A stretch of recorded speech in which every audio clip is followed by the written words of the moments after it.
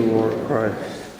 Jesus said, "The kingdom of heaven will be as when a man, going on a journey, summoned his slaves and entrusted his property to them. To one he gave 5 talents, to another 2, to another 1, to each according to his ability. Then he went away. The one who had received the 5 talents went off at once and traded with them, and made 5 more talents. In the same way, the one who had the 2 talents made 2 more talents. But the one who had received the 1 talent went off and dug a hole in the ground and hid his master's money. After a long time, the master of those slaves came and settled accounts with them.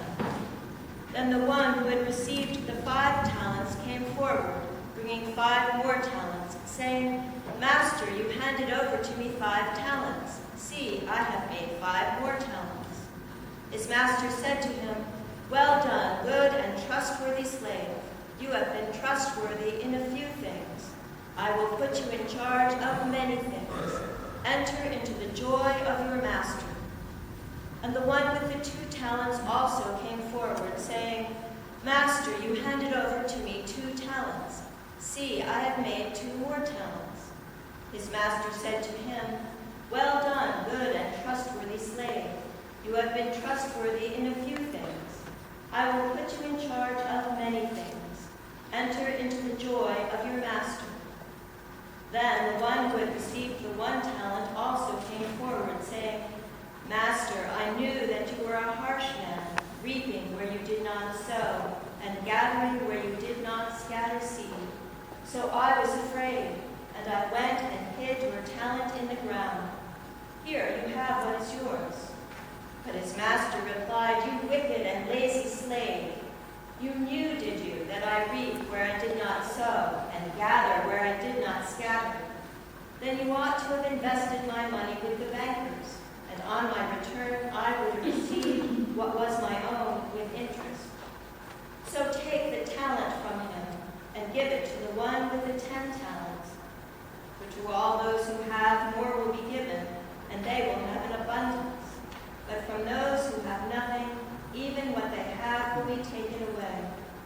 As for this worthless slave, throw him into the outer darkness, where there will be weeping and gnashing of teeth.'" This is the gospel of the Lord. Praise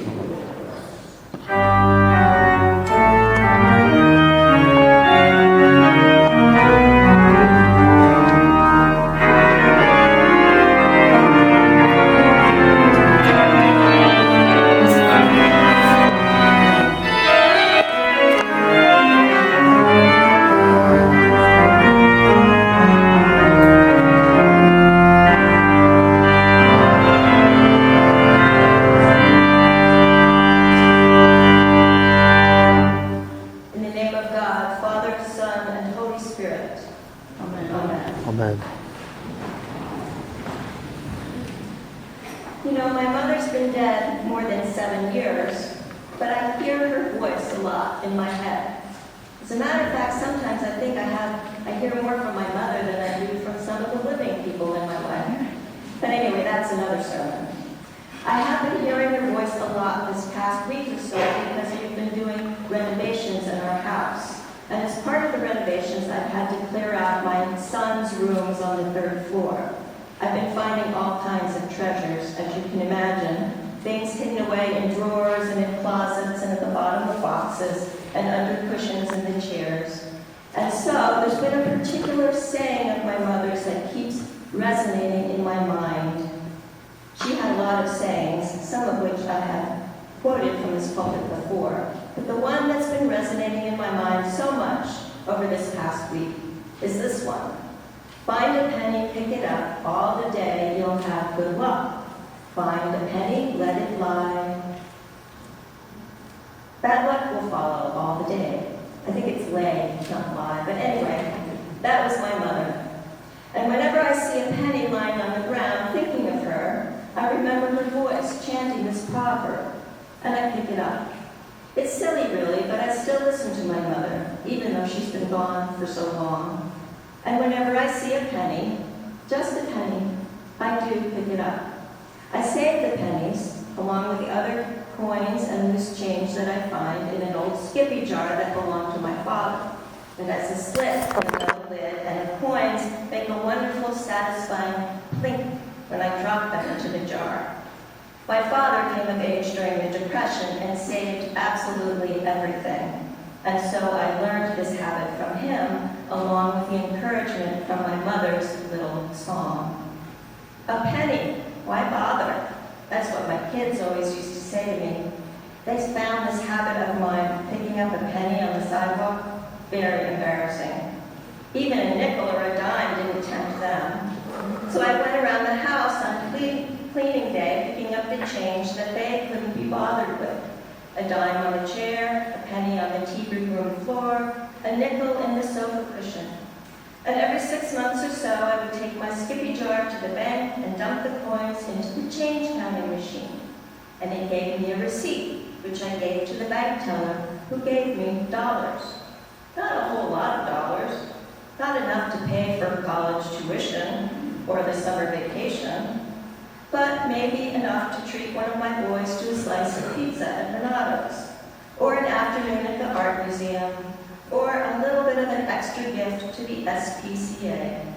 Something extra that would not otherwise have been in my budget. So whenever I look at that skippy jar, even today, I have this feeling of abundance. Now, a penny isn't much by itself, and my boys were right about that. And yet, still, each time I pick one up, something happens. Something in my imagination.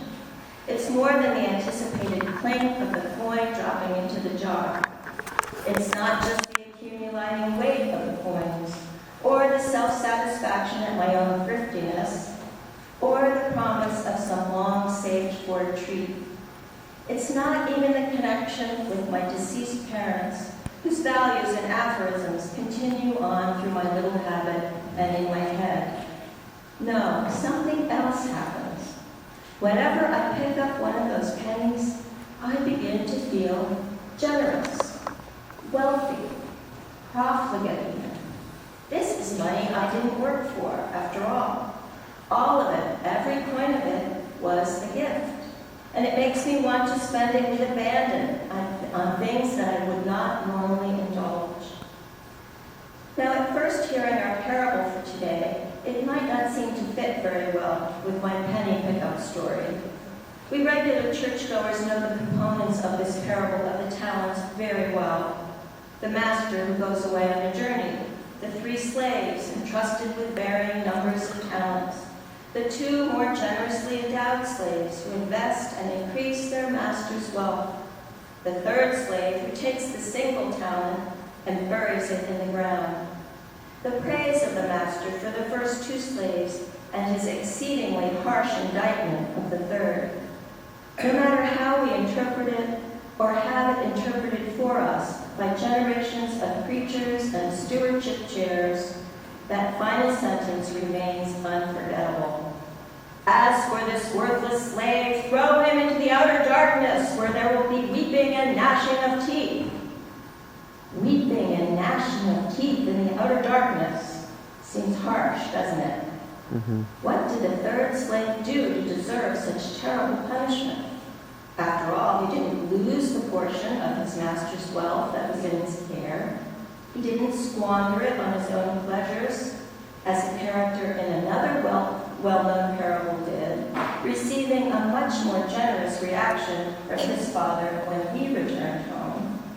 All the unfortunate slave in today's parable did was to keep the talent safe, and he did so based on his assessment of his master's character. Master, I knew that you were a harsh man, so I was afraid. And his assessment became a self-fulfilling prophecy out in that outer darkness where he's gnashing his teeth. Why was the 3rd slave given only 1 talent? Why the other given 5 or 2? The story doesn't really say too much about that. My guess is that isn't really the point of the parable, and it would be fruitless to waste our time debating that question. Because time is the point here, don't you see? Jesus tells this parable in the context of a long list of sayings about the kingdom and about the end of time. It is, in fact, the last parable in Matthew's account before Jesus is handed over to death. He didn't have much time, so what he did with the little remaining to him mattered a good deal. And he's telling us, his disciples, guess what? We don't have much time either. The kingdom is coming. In fact, it is already partly here. And so how we spend our time and our talents is of the utmost importance. We can wonder why someone else was given more and be angry about it. We can take what we have been given and bury it in fear.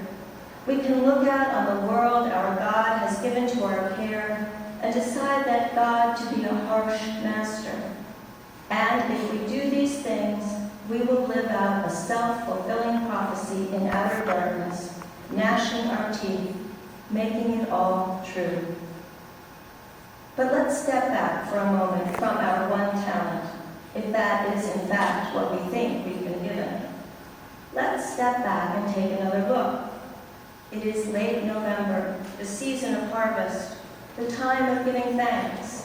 The cornucopia, the pilgrim's feast, the fruits of the fields and orchards, all of the symbols of the season are those of abundance.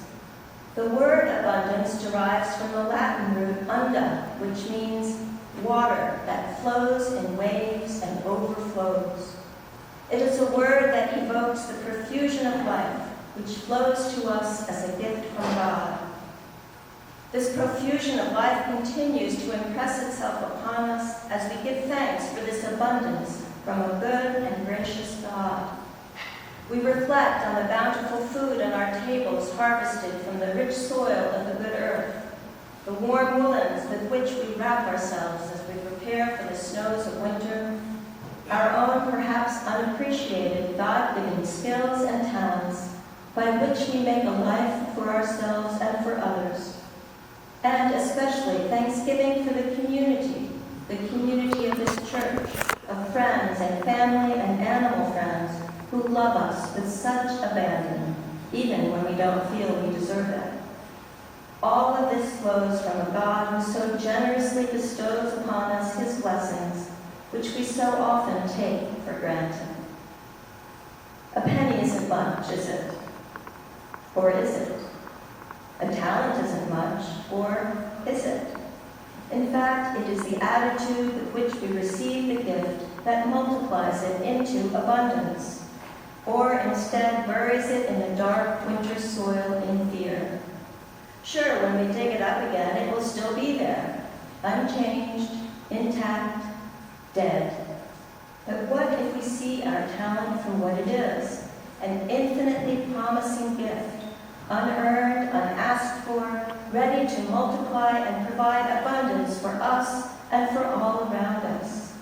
A picked-up penny in a jar, a single talent invested with confidence, and the expectation that our God is one of rich and abundant rewards. It's all in the attitude, don't you see? We make it true by our own response. Fear will produce harshness and finitude just as expected. Joyful gratitude produces a universe of blessings. It is the season of harvest, friends. Look about. The fields are ripe. The ground is strewn with copper pennies. The air is filled with cascading gold. The wealth of an abundant hand scatters blessings all around us. May we multiply them. May we be thankful. May we encourage each other to say daily, thanks be to God.